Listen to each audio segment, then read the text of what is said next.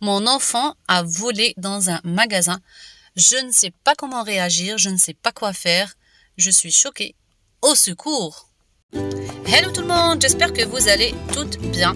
Alors, bienvenue dans votre espace Vicence. Je suis Lydia, coach bien-être au féminin. Aujourd'hui, comme vous l'avez compris, nous allons parler de nos enfants, de leurs réactions et des fois des bêtises qu'ils peuvent faire. Et donc, nous allons parler du fait qu'un enfant puisse voler dans un magasin. Comment réagir face à cette situation?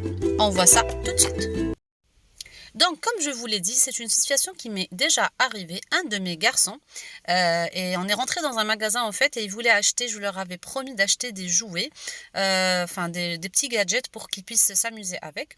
Et en fait, quand on est rentré dans le magasin, il y avait pas mal de choses à voir, et ils étaient en train de voir pour pouvoir choisir. À un moment, un des deux est passé derrière le comptoir.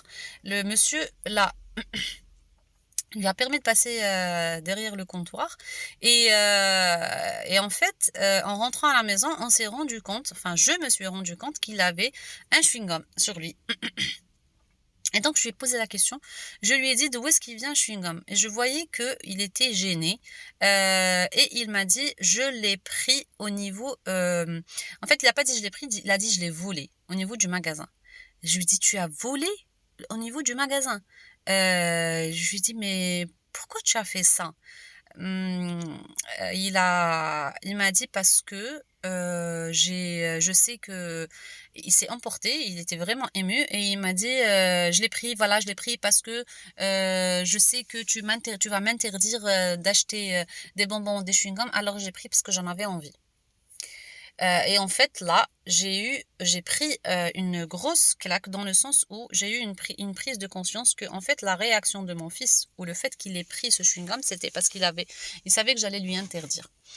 Du coup, je lui ai expliqué que, effectivement, même si je suis contre les bonbons et chewing-gum, cela ne veut pas dire qu'ils n'ont pas le droit du tout aux chewing-gum et aux bonbons, même si je suis vraiment très réticente par rapport aux chewing-gum, mais par rapport aux bonbons, ils ont droit aux bonbons, mais juste après, ils se brossent les dents, parce qu'un des deux a les dents très sensibles et il va souvent chez le dentiste. Donc du coup, je lui ai dit, c'est pas que c'est complètement interdit, vous avez le droit de prendre des bonbons, mais tu sais que voler, c'est interdit. Ensuite, je lui ai posé la question, je lui ai dit, est-ce que c'est bien de voler? Il m'a répondu, non, je sais que c'est pas bien de voler. Et donc, du coup, je lui ai dit, tu sais que c'est pas bien de voler, c'est interdit de voler, et maintenant, il faut que tu répares ton erreur. Comment tu vas réparer ton erreur? On va retourner demain dans le magasin, tu vas demander des excuses et tu vas payer le chewing-gum. De ton propre argent parce qu'ils ont une tirelire où ils mettent leur argent. Et donc, du coup, il était d'accord et le lendemain, il est parti, il a demandé des excuses et il a promis qu'il n'allait plus jamais le refaire. Et je lui ai expliqué que la prochaine fois, s'il a envie de quelque chose, même si j'ai l'habitude de leur dire non, ils peuvent toujours et ils ont toujours le droit de me demander et on peut toujours en discuter. Même s'il y a des choses, il est clair qu'il y a des choses où c'est un non catégorique.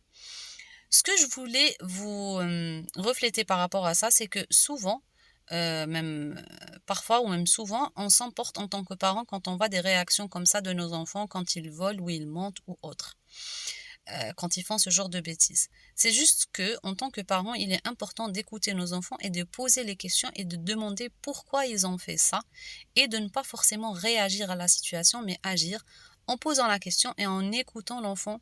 Et je me suis vraiment rendu compte que finalement, il a réagi comme ça parce que j'interdisais souvent qu'il prenne les bonbons.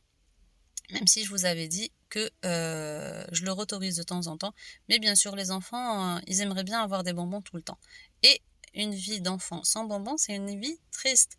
Cela dit, il faut savoir aussi mesurer les choses et chaque chose à sa place. Donc voilà les amis, c'était la vidéo d'aujourd'hui. C'était pour vous partager mon expérience et aussi un point de vue important qui est de prendre le temps d'écouter de nos enfants et de leur poser la question « Pourquoi as-tu fait ceci ou cela ?» Le pourquoi a un pouvoir magique et savoir écouter nos enfants joue un grand rôle. Donc voilà les amis, c'était la vidéo par rapport à nos enfants pour aujourd'hui. Si la vidéo vous a plu, n'hésitez pas à liker et à commenter et à partager. Ça peut être utile à d'autres parents. Si vous n'êtes pas abonné, n'hésitez pas à vous abonner pour recevoir toutes les nouveautés. Et je vous dis, prenez grand soin de vous.